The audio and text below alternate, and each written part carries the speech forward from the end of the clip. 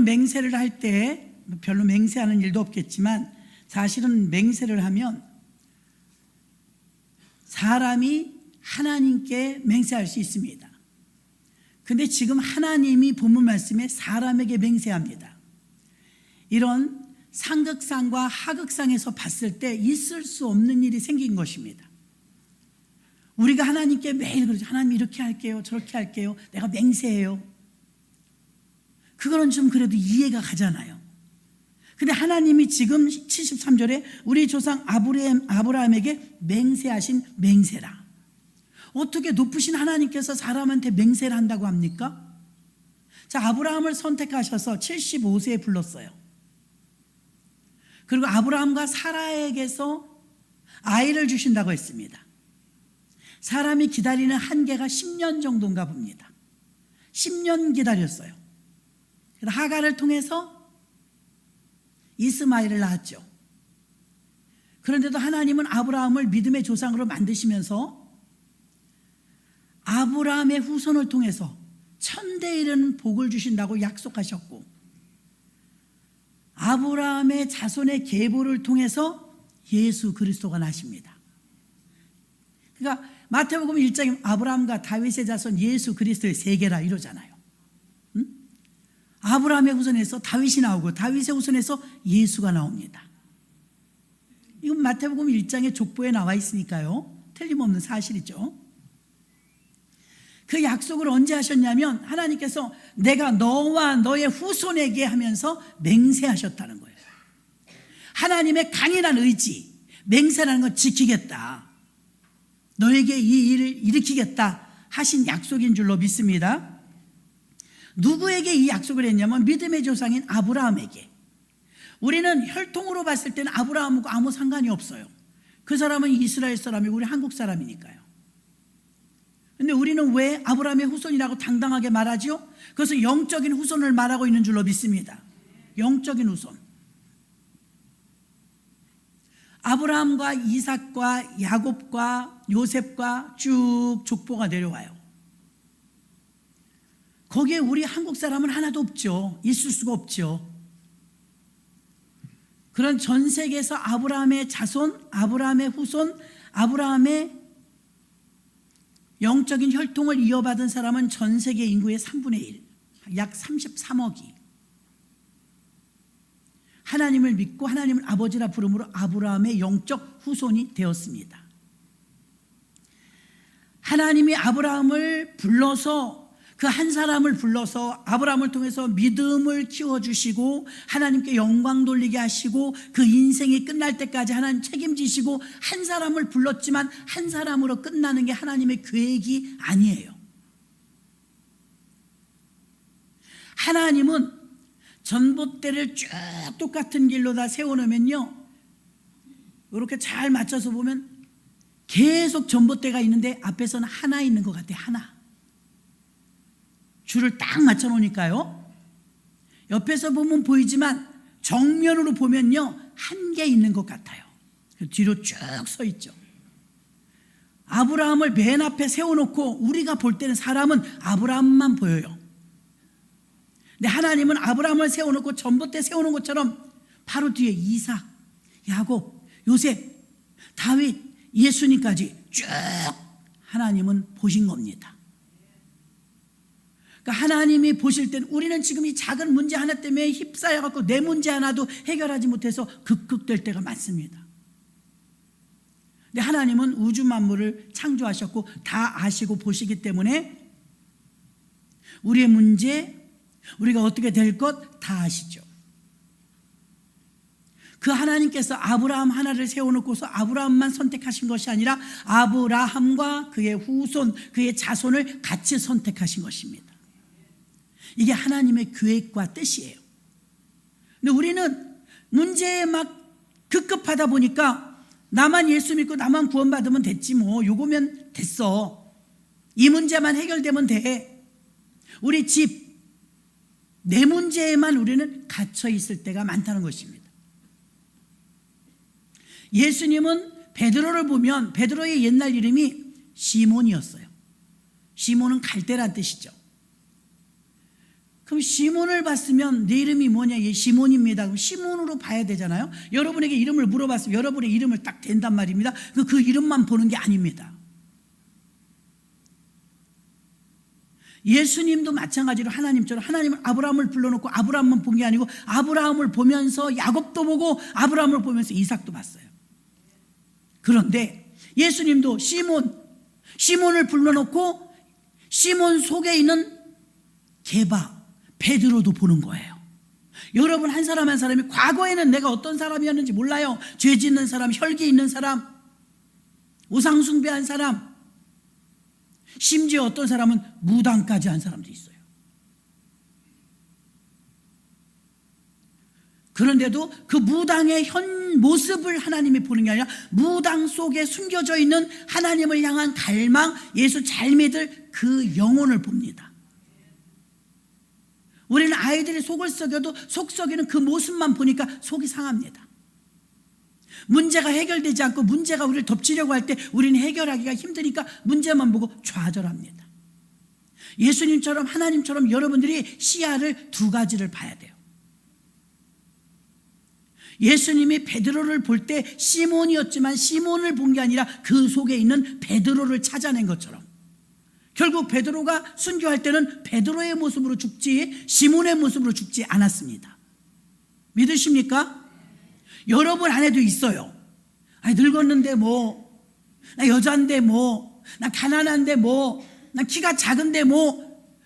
그 모습은 여러분의 모습이 액면 그대로의 모습이 아니라 하나님의 눈은 그 깊은 곳까지 보시는데 여러분의 아름다운 하나님의 형상, 여러분이 보는 것은 굴곡된 거울에 비친 모습.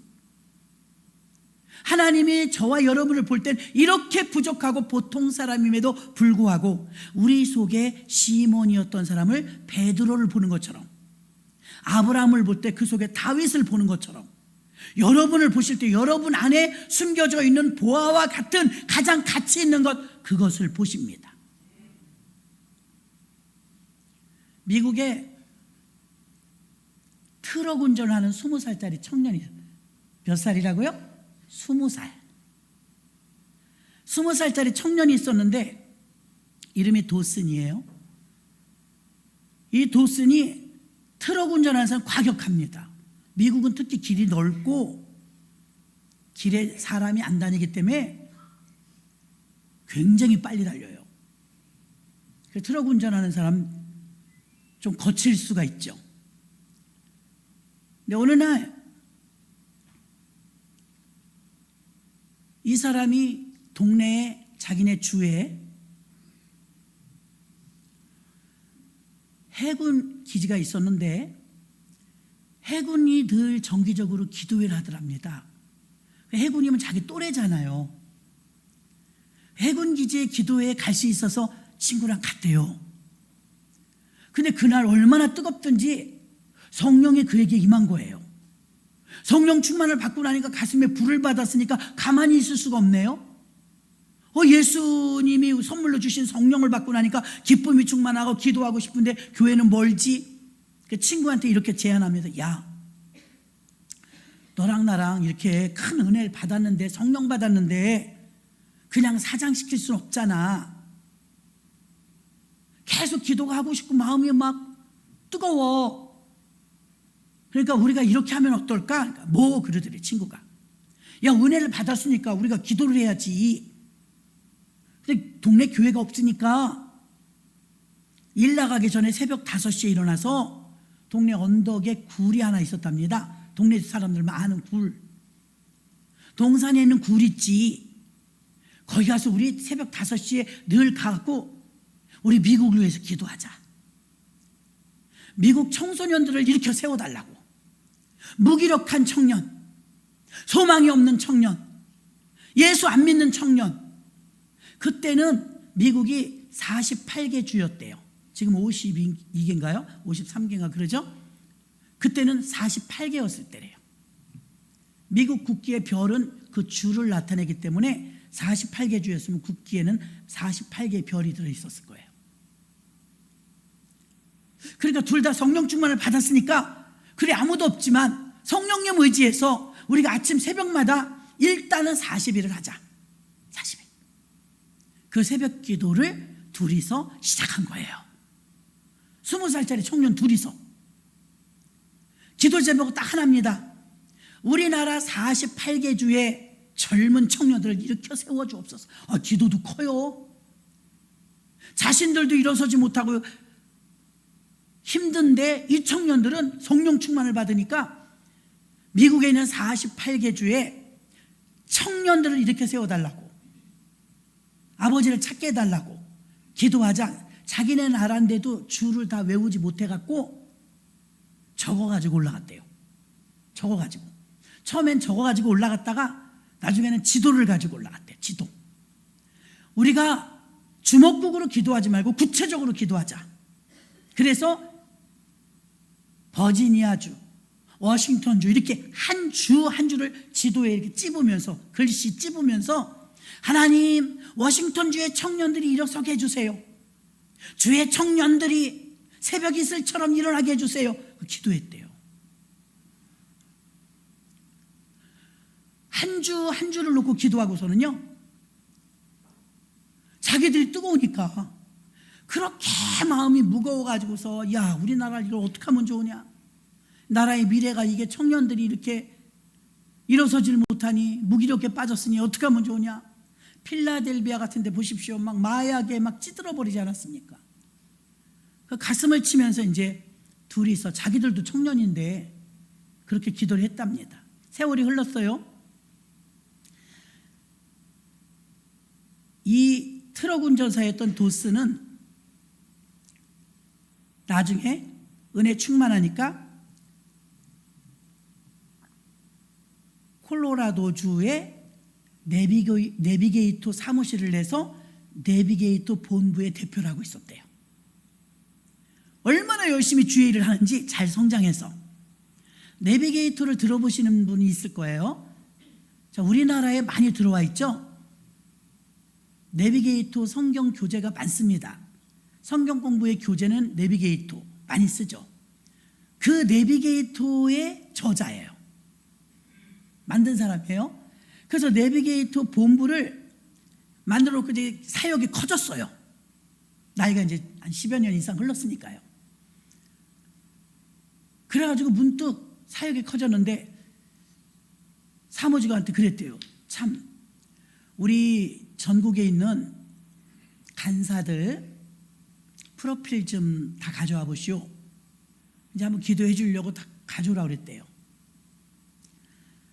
그래서 가져와서 프로필을 한 장 한 장 넘기면서 이제 간사들을 보는 거에 기도하면서 그때 깜짝 놀랐대요. 왜 놀랐느냐? 자기가 20살 때 트럭 운전하다가 은혜 받아가지고 굴 속에 들어가서 새벽 기도하고 40일 끝나고 또 그 다음에는 어떻게 했어요? 세계 지도를 갖다 놓고 또 했대요. 그 기도가 어느 정도 무르익으니까 마음에 이제 짐이 좀 가벼워지더래. 하나님이 응답했다는 마음. 그래서 이제 끝낸 거예요. 마음이 무겁다가. 그 놀라운 것은 세월이 흘렀어요. 내가 몇 년이 흘른지는 정확하게 모르겠어요. 10여 년 이상이 흐른 거예요. 내비게이터 본부에서 전국에 있는 내비게이터 청년들, 간사들 프로필을 갖고 오라 해서 이력서를 보고, 이력서 다 봤어요. 그때 깜짝 놀란 게 뭐냐면 48개 주에서 한 군데도 빼놓지 않고 48개 지역에서 간사들이 다 나왔더랍니다. 아멘. 무슨 말인지 잘 모르시겠어요? 그 넓은 미국 나라에 젊은 청년들을 일으켜달라고 청년 둘이 굴 속에서 기도했는데 세월이 지났지만 그렇게 기도해놓고 잊어버린 거예요. 미국 땅에 48개 주의 젊은 청년들이 아침이 새벽 이슬처럼 일어나게 해달라고 그렇게 두 청년이 기도했대요. 세월이 흐르고 나서 내비게이터 선교 사무실에서 내비게이터 간사로 있는 간사들 이력서를 갖고 와라. 자기가 대표가 됐으니까 이제 이력서를 넘기면서 보니까 세상에 골고루도 있는데 한 군데에서 어느 지역에서 온 게 아니고 48개 주에서 청년들이 다 왔더랍니다. 아멘. 자기가 막 소름이 확 돋더래요. 아니, 어떻게 이렇게 한 군데도 빼놓지 않고 48개 주에서 전부 젊은 청년들이 일어나서 이렇게 선교 사무실에 간사로 와 있냐? 그들을 통해서 빌리 그레임 목사님하고 같이 이제 사역을 하는데, 아프리카는 무슨 별명이 생겼는지 아세요? 아프리카에는요, 가난해요. 먹을 것도 없어요. 근데 검은 대륙이라고 부르는 그곳에 백인 묘지라는 별명이 붙었대요. 미국 선교사가 얼마나 많이 가서 죽는지, 20명 모아서 보내놓으면 또 죽고 다 죽이고, 그런데도 마지막 가면서 또 그러는 거예요. 우리 20명이 가지만 평균 2년 안에 다 죽습니다. 풍토병이든 순교든. 저희가 다 죽었다는 소식을 들으시면 곧바로 20명을 또 보내주십시오. 그리고 갔대요. 20살짜리들이. 대단하지 않습니까? 미국 전체를 위해서 기도한 2명의 청년이 미국 전체의 젊은이들을 48개 주에서 일으키는 사역을 감당하며, 새벽 이슬처럼 일어나 청년들이 주께로 나오는 이 엄청난 광경을 목격하게 되었답니다. 아멘. 그 시작은 너무나 평범한 보통 사람, 트럭 운전사, 해군 기도에 따라갔다가 거기서 성령 받고 은혜 받아가지고 그 뜨거운 불길을 감당할 수 없어서 계속 주의 일을 하다 보니까 내비게이터 사무실에 본부장이 되어 있고, 그 뒤에 전 세계를 놓고 기도했는데, 세상에 그 다음에 놀라운 것은 내비게이터 교재가 전 세계에 나가 있더랍니다. 아멘. 이게 평범한 한두 사람이 엄청난 역사를 일으킨 사건인데, 그 배후에는 출발은 심히 미약한데 트럭 운전사 청년과 그의 친구가 시작된 기도에서부터 출발했더라는 것입니다. 하나님은 아브라함을 선택하셨지만 아브라함 늙은 할아버지만 본 게 아니에요. 아브라함 뒤에 쭉 서 있는 그의 후손들을 봅니다. 하나님이 여러분을 부르셨을 때 여러분만 보지 않아요. 반드시 응답될 걸 믿으시고 간절한 마음으로 기도하시길 바랍니다. 한국 대한민국에 있는 교회, 우리나라가 기독교가 들어올 때 0.02%에서 미전도 종족으로 분류됐었답니다. 이제 우리나라가 이제 검은 대륙에서 백인들의 무덤이라는 이 치욕적인 이름이 붙었는데, 지금은 뭐라고 하는지 아십니까? 아프리카의 코리안 타임이 왔대요. 오 주여, 아프리카의 코리안 타임이 왔. 이제 한국 사람의 몫이라는 거예요.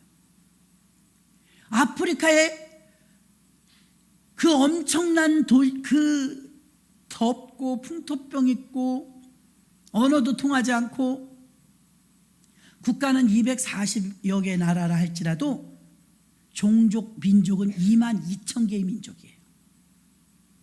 민족을 구별하는 법은요, 언어입니다. 언어. 말이 틀리면 다른 민족인 거예요. 그런데 마태복음 마지막 장에 하나님께서는 모든 족속으로, 모든 민족으로 제자를 삼으라고 했어요. 모든 나라가 아니더라고요. 모든 민족, 모든 족속으로 제자를 삼아. 근데 이 출발이 거창한 게 아니에요. 여러분도 얼마든지 할 수 있는 줄로 믿습니다. 간절한 마음으로 기도가 고파요. 기도가. 그래서 기도했더라는 것이죠. 하나님은 아브라함을 세워놓고 아브라함을 본 게 아니라 그 뒤에 이삭을 봅니다. 그 뒤에 야곱을 봅니다.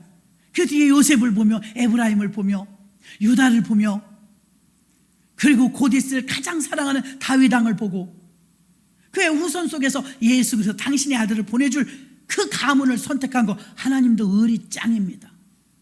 아브라함하고 약속했는데 당신의 아들을 그 아브라함의 후손에게 선물로 주잖아요. 그래서 목수였지만 마리아와 요셉을 통해서 예수 그리스도가 나시니라.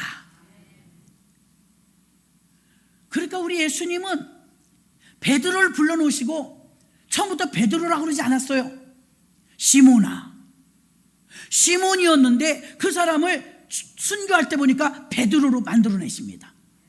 우린 참 별 볼 일 없이 약한 보통 사람이에요. 근데 하나님이 우리를 향한 계획과 우리를 바라보실 땐 생긴 대로 보지 않아요. 중심을 보십니다. 가능성이 있다고 생각하십니다. 얼마든지 우리들을 통해서 이 세계가 바뀔 수 있다는 가능성을 가지고 계십니다. 그래서 시편 110편 3절의 말씀처럼 젊은이들이 새벽 이슬처럼 일어나길 원하고 거기에 나오는 젊은이들은 딱 20대만 말하는 게 아니라 나이는 80이라도 내가 일어서겠습니다 하면서 기도하는 자들을 젊은 청년이라고 비유한 줄로 믿습니다. 유대민족은요, 머리가 좋아서 신체적인 특징이 좋아서 세계 제일의 민족이 된 게 아니에요. 전 세계에서 노벨상을 가장 많이 가져가는 나라가 유대인입니다. 똑똑해요. 약속 때문입니다. 하나님께서 내가 너를 모든 민족에, 세계 모든 민족에 뛰어나게 하실 것이라는 언약, 그 약속 때문에 세계에서 교육률 1위라고 하는 우리나라는 노벨상 1개밖에 받지 못했는데 반 정도를 그 나라에서 다 가져가요. 노벨상 탈 때마다 거기가 누락되는 적이 없어요. 얼마나 놀라운 일입니까? 전 세계에서 가장 많이 팔린 책이 바이블이라고, 성경이라고 여러분 아실 거예요. 두 번째로 많이 팔린 책은 탈무드입니다. 탈무드. 이스라엘 민족들의 지혜서, 성경 외 참고서죠. 이 탈무드는요, 내용 중에 하나 이런 게 있습니다. 어리석은 부모는 자녀에게 재산을 남겨주고 양식이 있는 부모는 자녀에게 지식을 가르치고 지혜로운 부모는 자녀에게 신앙과 믿음을 유산으로 남겨준다. 아멘이십니까? 여러분, 지혜로운 사람이 되실 것입니까? 아니면 양식 있는 사람이 될 것입니까? 어리석은 사람이 될 것입니까? 가장 어리석은 부자가 자식에게 재산을 남겨주고 양식 있는 부모는 지식을 가르치고 지혜로운 부모는 자녀에게 신앙을 유산으로 물려준다. 그럼 여러분의 자녀들 언제까지 그렇게 키워야 되느냐? 스스로 문제를 만나면 기도할 수 있게끔, 자기들이 하나님 앞에 무릎을 꿇을 수 있게끔 만드는 게 부모의 몫인 줄로 믿습니다. 지난주에 우리 신앙 3세대 말씀 전했죠. 신앙 3세대가 어려운 게 아니에요. 부모 세대, 부부 세대, 자녀 세대, 이건 다 연결됐어요. 아래 위로. 부모님이 안 계시면 자녀 세대, 손주 세대. 어떻게 됐든 3대는 그리 먼 게 아닙니다. 이 3대만 신앙을 책임지면 죽기 살기로 목숨 걸고 여러분이 전도에 목숨을 건다면 위아래는 책임질 수 있어요. 불가능하지 않아요. 왜? 어버이날 되면 찾아오거든요. 어린이날 되면 선물해 주거든요. 가깝단 말입니다. 그때 여러분들이 여러분의 유익을 취하지 않고 하나님의 영광을 위해서 바꾼다면 처음엔 안 돼도 1년, 2년, 3년 계속 해봐요. 저는 어르신들에게 1년에 몇 번 말씀을 전합니다. 유언처럼 미리미리 말씀해 놓으십시오. 내가 천국 가면 반드시 우리 교회 목사님 모셔다 예배 드려라. 권사님인데 절간에 가 있는 분들이 있어요. 권사님인데 본인이 권사였으면 뭐예요? 자식이 안 믿으니까 소용이 없어요. 어떤 분은요, 목사님의 어머니가 104살이라 돌아가셔서 강원도까지 갔는데 제가 예배 드리려고 진을 뺐습니다. 왜요? 동생이 술을 그렇게 좋아해요. 약수 잡숫고 상여를 안 보내는 거예요. 묻어야 되는데, 강원도에서 나도 와야 되는데 찔통을 부리시는 거예요. 누구 맘대로 이렇게 교회식으로 하냐고. 그 누나가 목사님인데도요, 다른 자식들이 예수 안 믿으니까 신랑이를 얼마나 하는지 몰라요. 그래서 저는 1년에 몇 번은 여러분에게 말을 잊어버리시니까 자꾸 말하는 거예요. 자녀들 만나면 꼭 얘기해 놓으십시오. 기분 좋을 때, 건강하실 때, 나는 예수 믿은 권사다, 집사다, 나는 교회 다니는 성도다, 나는 꼭 교회식으로 해라, 절간에 갖다 놓으면 안 된다, 이상하게 유언해 놓으면 자식들은 들어요. 꼭 목사님 모셔다 예배 드리라 등등 얘기하시고, 그리고 내 소원이 있다. 그럼 물어볼 거 아니에요. 소원이 뭐냐고. 나 명품 가방 안 사줘도 되고 갈비 안 사줘도 되고 용돈 덜 줘도 좋다. 그러나 내 소원이 있다. 그게 뭐냐고. 나는 너희들이 예수 믿고 구원받았으면 좋겠어. 내 기도가 부족해서 아직도 응답이 안 돼서 나 용돈 안 줘도 된다. 내 소원은 주일날 나랑 교회 가자. 이렇게 하시면 처음에는 싫다고 그럴지 몰라요. 근데 여러분이 처음부터 용돈도 주고 외식도 시켜주고 옷도 좀 하나 사주고 또 하나 소원이 있다. 또 하나 뭐냐고. 교회도 가자. 아니에요. 이것만 하세요. 그럴 수 있어요, 여러분. 다 챙기려고 하지 마시고 막 갖다 안겨도 아니라고. 내 소원은 너희들이 예수 믿고 구원받는 것이라고. 아브라함이 하나님, 이삭이 하나님, 야곱이 하나님이라고 분명히 3세대는 책임지려는데 아브라함의 아들 이삭이 예수 안 믿었으면 거기서 끊어지는 거예요. 예수가 어디서 나와요? 얼마나 중요한지 몰라요. 우리나라가 기독교 역사가 140년밖에 되지 않는데 여러분이 여러분의 신앙을 자녀에게 유산으로 3세대만 책임지면 우리가 100년을 책임지는 거, 한 집이 100년을. 놀라운 일 아닙니까? 하나님은 여러분을 선택하실 때 여러분만 본 게 아니라 여러분 뒤에 쭉 서 있는 후손도 봐요. 예전에 제가 부사역자로 교육전도사를 했는데 자식이 없는 교사가 있었어요. 자식이 없을 수 있죠. 제가 그랬습니다. 선생님, 내 친자식이 없어도 괜찮아. 우리도 아브라함의 후손이잖아. 아브라함하고 나하고 피가 섞이질 않았어. 그러나 예수 믿는 우리의 자녀들, 유치부 아이들, 유아부 아이들을, 영아부 아이들을 내 자녀다 생각하고 돌봐보라고. 하나님이 얼마나 복을 주는지. 내 친자식이다 생각하고 아이를 돌보라고 그랬어요. 놀라운 일이 하나님께서 역사하셔서 분명히 불임 가정이었는데 아들을 낳았는지 이름이 김다윗이에요. 김다윗. 어디 갔어 얘는? 다윗이의 이름이. 있을 수 없는 일이 생겼어요. 저는 그때 깨달았습니다. 그 유아, 유치부, 영아부 아이들 자기 친아이들 아니에요. 얼마나 극진히 돌봤나 몰라요. 불임 판정을 받은 가정이 아이를 낳았어요. 그 뒤엔 또 안 생겼는지 하나 낳고 끝이었어요. 분명히 못 난다고 했습니다. 이런 일들이 비일비재하죠. 하나님은 여러분 하나를 부르시고 여러분 뒤에 서 있는 쭉 자녀들, 친자녀도 괜찮고요, 영적인 자녀, 구역 식구도 괜찮고, 교사라면 반아이들도 괜찮고, 팀이라면 팀원도 괜찮습니다.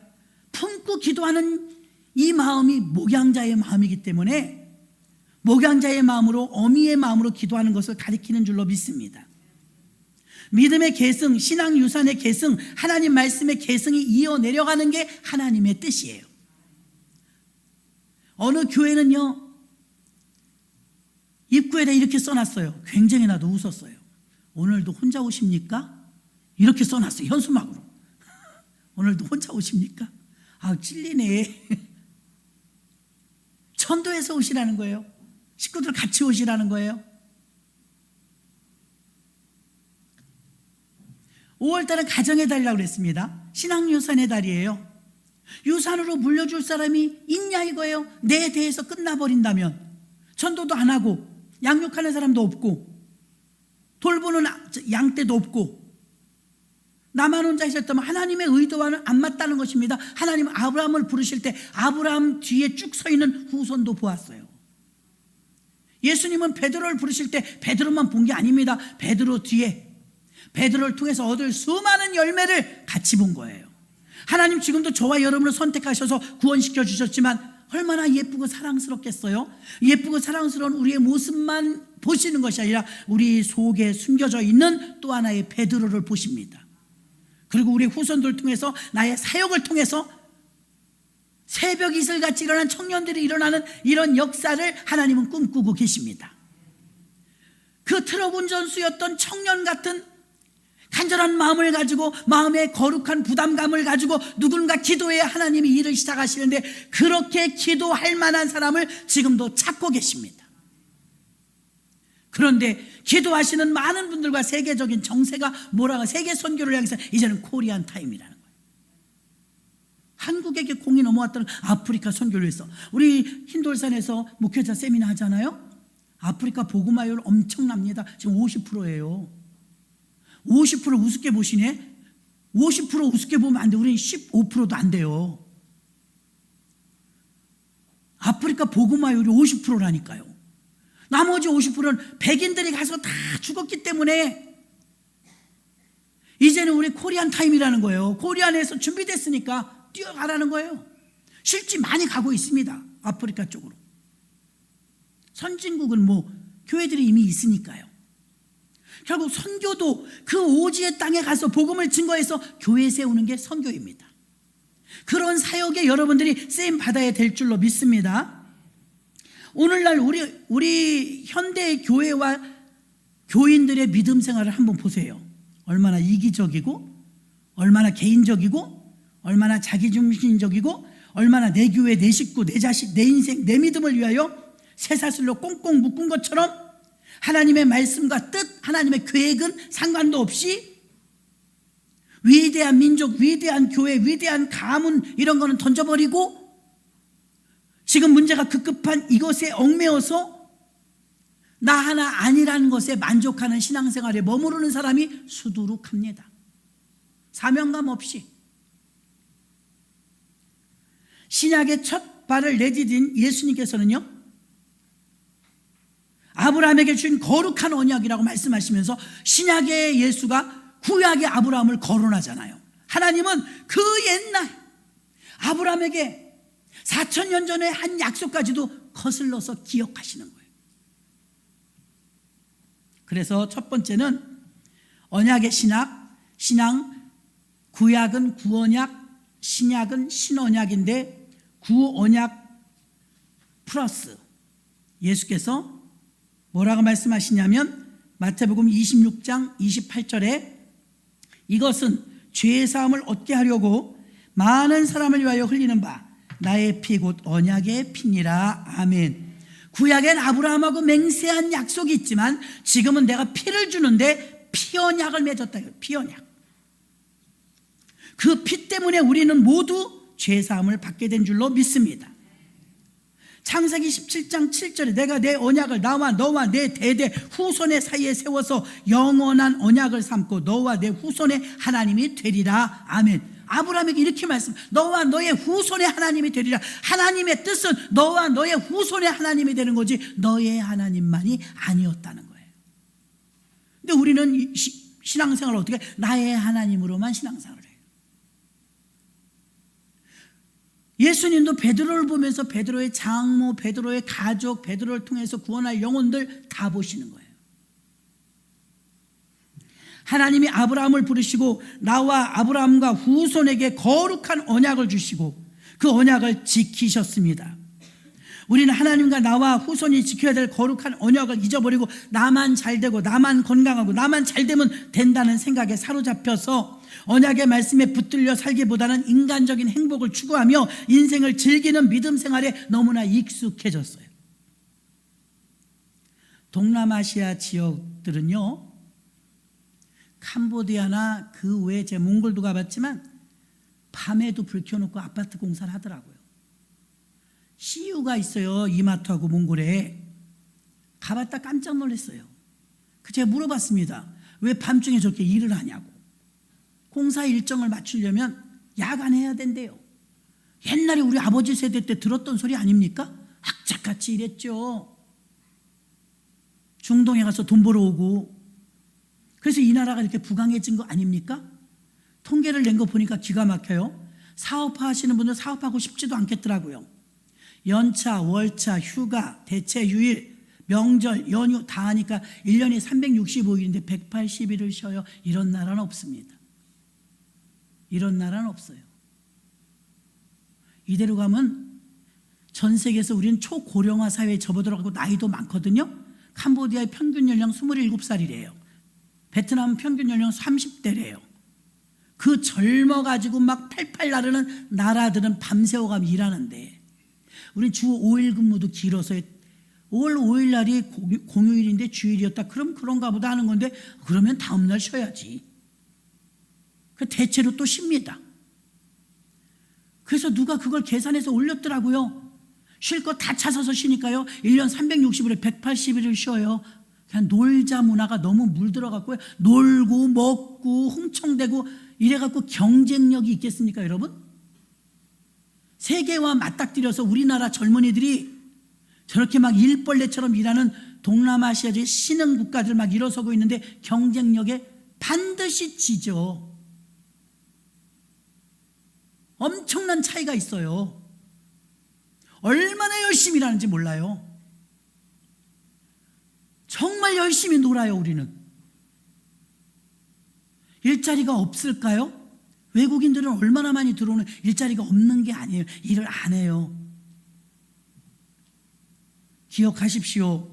하나님이 이 나라에 엄청난 복을 주셔서 세계 10위권이 되는 경제를 이루었고 전 세계에서 가장 가고 싶은 나라 한국이 될 정도로 하나님이 높여주셨어요. 이것은 은혜입니다. 우리가 잘나서가 아니고 주님의 은혜예요. 선교사님들 1903년부터 성령 바람이 불기 시작하는데 전 세계 20개 나라에서 동시다발적으로 성령이 폭발했어요. 우리나라는 제외될 줄 알았는데 원산에서 폭발했죠. 원산의 선교사님들이 인도에 가서 선교 컨퍼런스를 하고 왔어요. 그런데 인도에 120년 전에 있었던 얘기입니다. 인도에 얼마나 헌신적으로 복음을 전했는지 100% 복음화율을 달성했대요. 와, 어떻게 전 국민이 다 예수 믿는 거예요. 지금 120년이 흘렀는데 지금도 95%래요. 대단하죠? 믿어지지가 않더라고요. 근데 그 당시에 100% 예수 믿을 때 주일날 밖에 나가서 외식을 할 수가 없었대요. 다 교회 가서. 교회 와야 밥 얻어먹어. 밖에 나가면 식당의 문을 다 닫은 거예요. 어디서 결혼식을 해요? 주일날. 100% 예수 믿으니까요. 무진장 편한 거예요. 우리나라 원산에서 1903년도에 부흥운동이 일어나는데요. 1904년도에 그건 다 아시죠? 길선주 목사님을 통해서 장대현 교회에서 회개운동 사경회 때 1,500명이 불받았죠. 거기서부터 번져와서 남한까지 불이 붙었는데 그보다 1년 전 어떤 일이 있었느냐. 인도에서 이 선교 컨퍼런스를 해서 야, 좋겠다. 인도는 부흥이 잘 됐네. 아우, 조선이란 나라를 갔더니 선교사님들이 하는 소리예요. 고집불통에다가 우상숭배에다가 더럽고 가난하고, 우리 말하는 거 우리나라. 거기에 조선은 안 될 거야. 조선은 안 될 거야.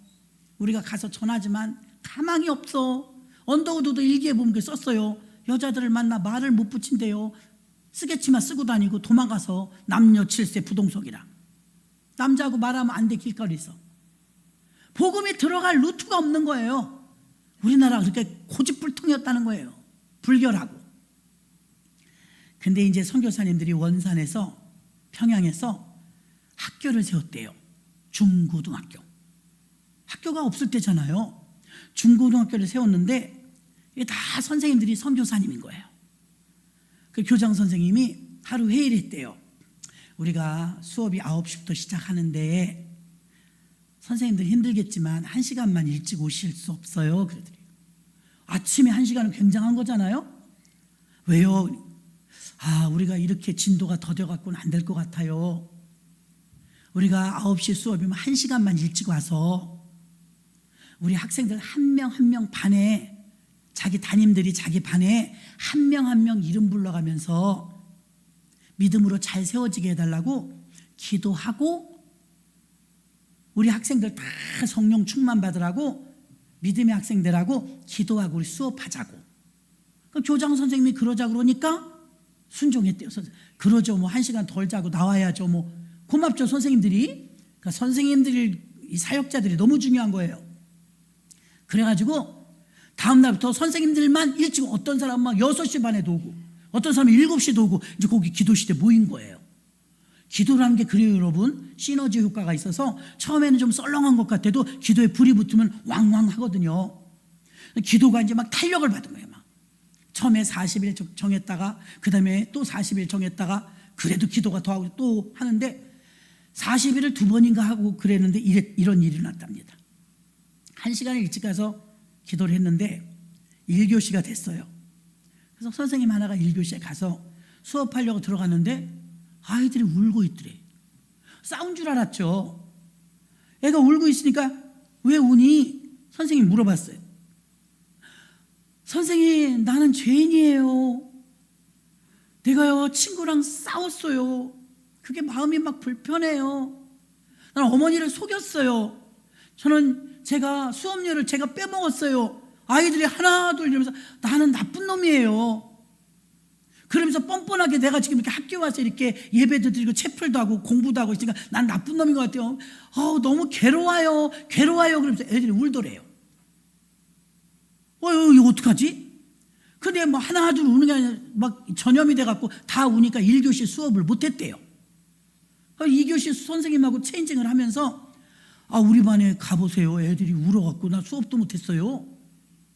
그래요? 그리고 1교시 끝난 선생님이 이제 교무실로 가고 2교시 선생님이 들어가는데 2교시도 더 울더래. 그 수업을 못하게 돼. 다른 반도 또 그러더래. 그때 이제 교장 선생님들이 모여갖고 이런 얘기를 한 거예요. 성령님이 역사하기 시작했다. 하나님이 일하시기 시작했다. 하나님이 우리 아이들을 만져주기 시작했다. 저 뻔뻔하고 강팍했던 아이들이 울고 불고 잘못됐다고 하는데 이게 좀 공부가 문제가 아니다. 그래갖고 이틀째도 애들이 계속 우니까 교장 선생님이 선포했어요. 지금부터 일주일간 기도회입니다.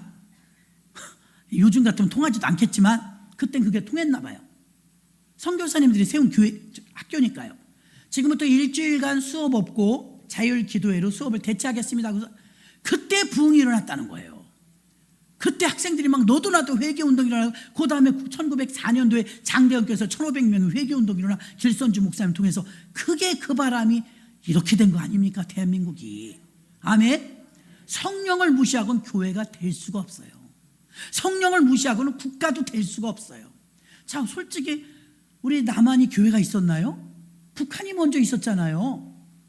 원주에서, 평양에서 산정현 교회, 장대현 교회, 그런 교회들이 내려왔잖아요. 그래갖고 145 때 내려와서 피난민들이 세운 교회 영락교회 아닙니까? 세문안교회 아닙니까? 영락교회 모여갖고요, 돈이 없어갖고 북한에서 내려오니까 가난해갖고요, 먹을 게 없었답니다.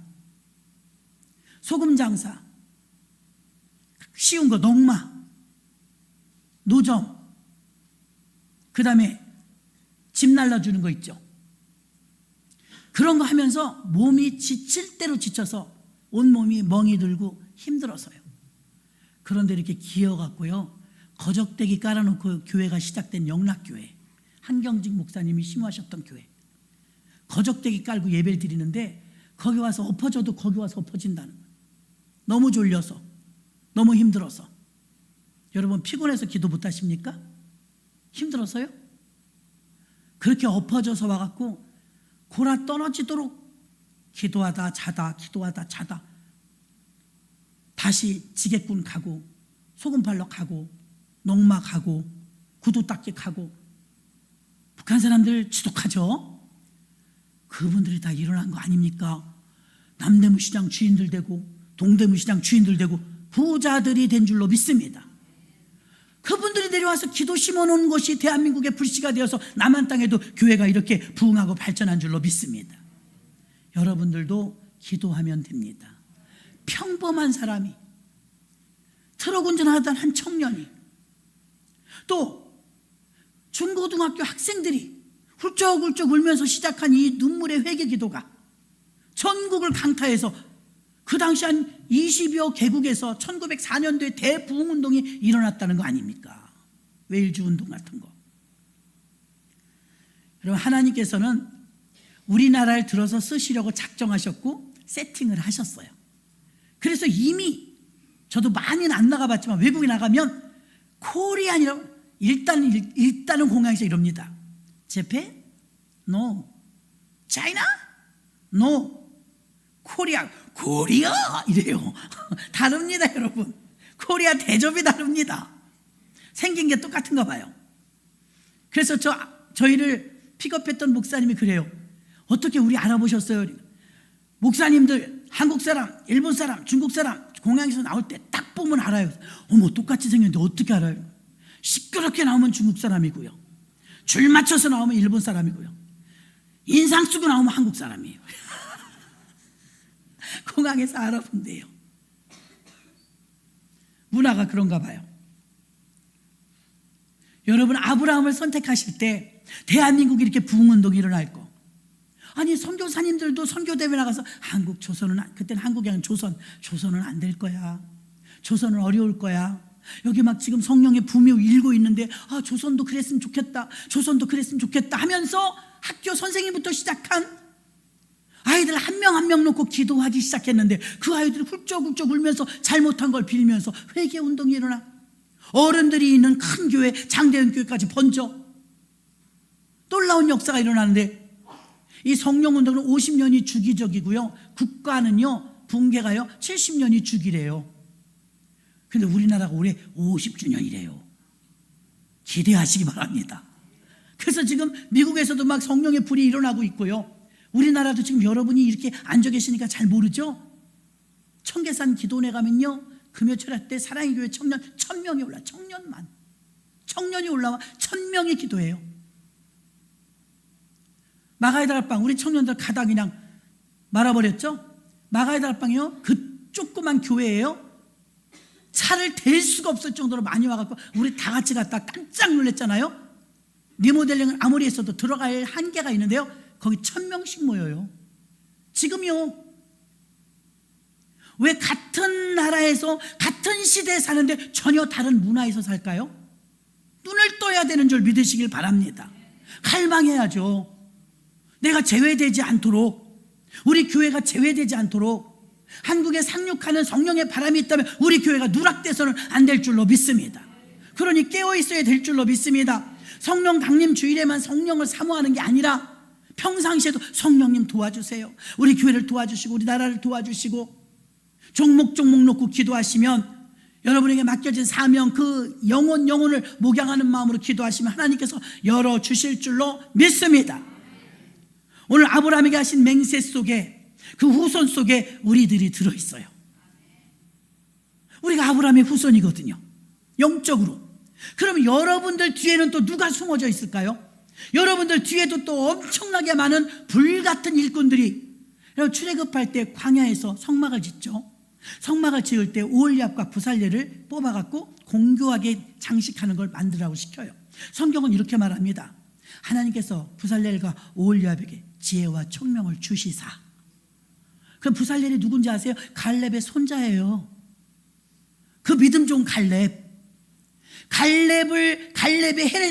헤브론을 달라고 기도했는데, 여호수아 갈렙이 85세가 되도록 기력이 쇠하지 않고 쓰임받았는데, 갈렙을 하나님이 선택하셔서 멋지게 쓰셨는데, 하나님이 갈렙만 본 게 아니라 갈렙 뒤에 서 있는 부살렐이 있더라고요.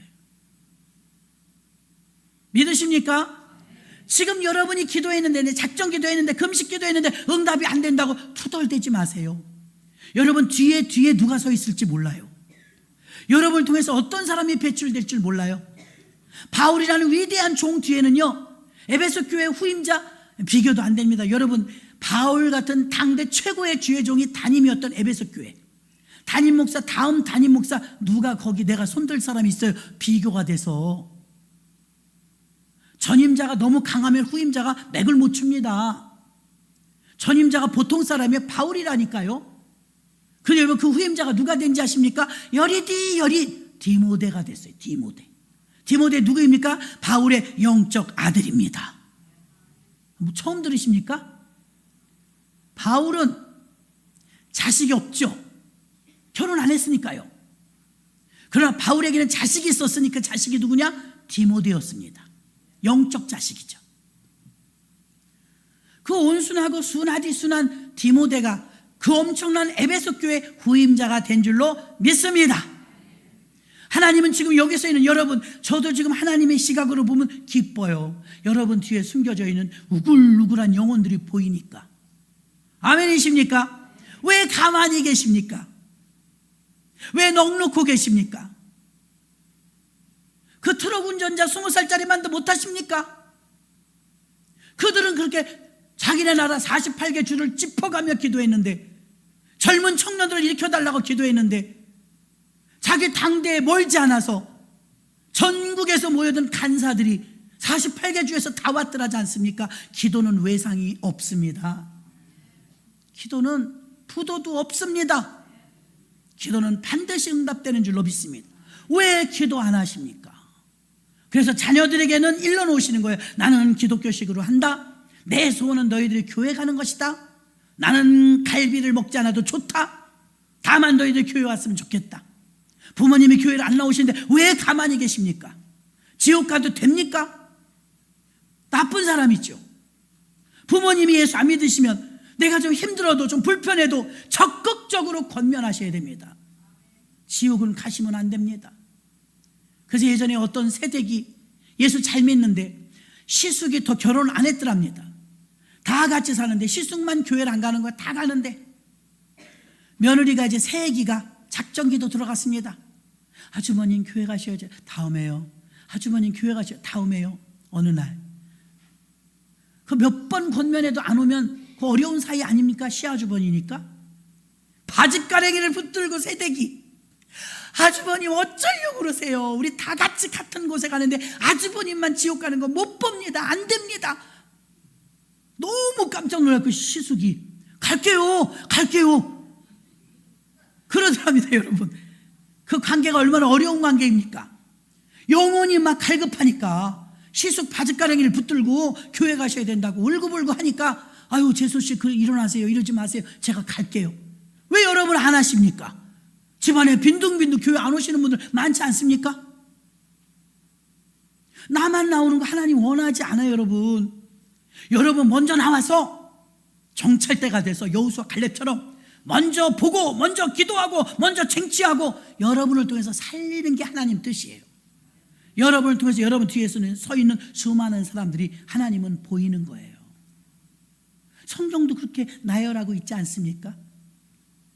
아직도 예수 믿지 않는 자들, 예수님을 영접지 않은 자들, 예수 이름은 알지만 교회 나오지 않는 자들, 교회 나와도 종교적으로 와서 있는 분들, 정말 내게도 그런 성령의 체험이 되게 해달라고 이 시간에 통성으로 간절한 마음으로 주여 일창하시고 생각나는 그분을 위해서 영혼 구원 시켜달라고, 나도 성령의 힘을 입게 해달라고, 성령의 힘으로 기도하게 해달라고 주여 일창하시고 통성으로 기도합니다. 주여